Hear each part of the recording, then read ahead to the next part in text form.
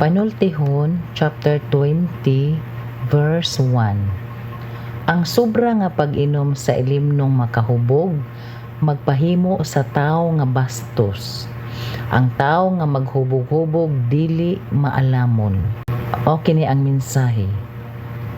Ang Ginoo nagatudlo nga ang sobra nga pag-inom sa makahubog nga ilimnon mahimong makapawala sa pagpugong sa kaugalingon ug makadala sa sayop nga mga pulong ug binuhatan.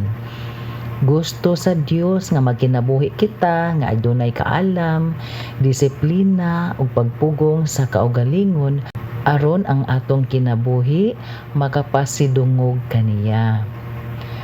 Direksyon alang kanato. Likayi ang bisan unsang butang nga makakontrol sa imong hunahuna ug pamatasan. Praktisa ang pagpugong sa kaugalingon ug paghimo og maalamong mga desisyon. Ayaw tuguti nga ang bisan unsang bisyo mahimong labaw pa sa imong relasyon sa Ginoo. Pangayua ang giya ug kusog sa Dios aron magpabilin nga matinud-anon ug matarong sa adlaw-adlaw. Mao kini ang atong pamalandong.